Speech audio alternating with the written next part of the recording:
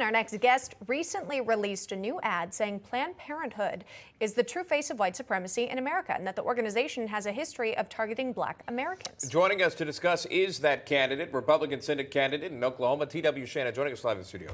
TW, always good to see you. Thank you so much for coming on, taking the time. Talk to me about that. Those are charged statements that are made. Sure. But clearly you feel passionate about what Planned Parenthood, what's behind it, et cetera. Talk to me about implementing that and your beliefs in your campaign. Well, Sean, listen, I'm a Christian, I'm a conservative, and I'm a capitalist, and frankly, that makes me the Democrat Party's worst nightmare. And the reason we released this ad is because we have to have candidates in the Senate who can go to Washington, D.C. and speak truth to power about who the Democrat Party really is. On my website, TW for Senate, we talk extensively about the history of Planned Parenthood and how the founder, Margaret Sanger, was a vile racist. I mean, this is a lady who called Black children weeds. And the Democrat Party, they continue to celebrate her. In fact, Planned Parenthood and the abortion industry, they fund Democrat campaigns, and they're rewarded for it by receiving government subsidies from the taxpayers, and it needs to stop. And I'm running for the U.S. Senate to end this nightmare, which is really a genocide on African-American babies. It's happening right under our noses, and no one's saying anything about it. Yeah, it's so fascinating to look at the history behind the organization, as you point out. I want to pivot to some comments that then candidate Joe Biden made on the campaign trail before his election in 2020, essentially saying, if you don't vote for me, you ain't Black. Yeah.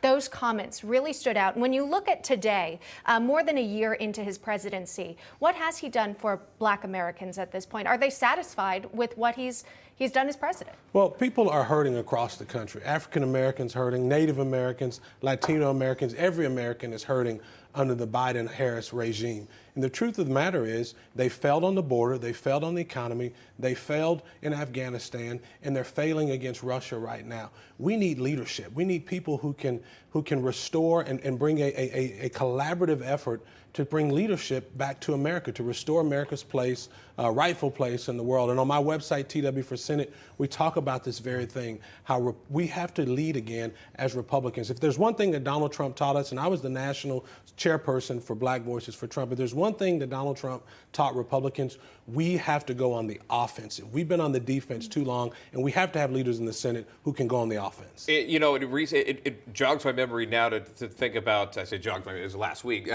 Elon Musk and Twitter and that whole the whole buyout, if you will. But there were a lot of opposing views of him taking over, specifically those on the left. I remember on The View, when you talk about the topic of race, one of the hosts said that this is about straight white men when Elon Musk taking Twitter over. What is that about? How does race get involved in terms of a buyout over Elon Musk? Again, this is the problem with the modern day Socialist Party, which is really what the Democrat Party has become. This is the same party who wants a czar on disinformation, but they're the same party that say men can get pregnant.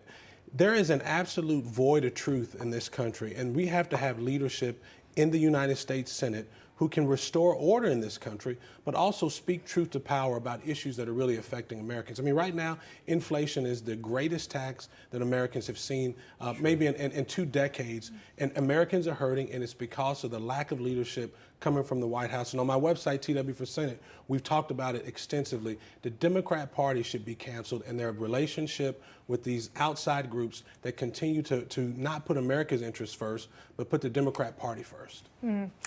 We've seen direction now from DHS Secretary Alejandro Mayorkas that there will be a new Disinformation Governance Board, essentially, hopefully rooting out misinformation, disinformation from online sources. What do you think about that? You know, it's amazing to me that right before the midterm elections that Joe Biden and his regime would roll out such a scary incentive for Americans to be concerned. We should be concerned. Anytime your government is telling you what the truth is and what isn't, be afraid, be very afraid. This is the type of stuff that we saw happening generations ago when we saw world leaders trying to use propaganda to take over the world. And this is exactly what Joe Biden's agenda is. It's to put into the world right now disinformation and calling it the truth, when the reality is he's trying to distract from what he's done as president, which is absolutely nothing to move the American people forward. He's wrong on the border. He's wrong on taxes, and he's wrong on defense, and this is just another distraction from that, and he wants to silence conservatives. That's what it's about. And you mentioned the timing as well. Elon Musk buying Twitter, suddenly not too much longer, just a few days later, I believe this Disinformation Governance Board was formed, or the announcement of it anyway. Out of time, TW Shannon, thank you so much for coming on. Again, you can catch him online. Your website again? TW for Senate. All right. Thank you, Sean. We'll Thank you, find Emma. there. Good.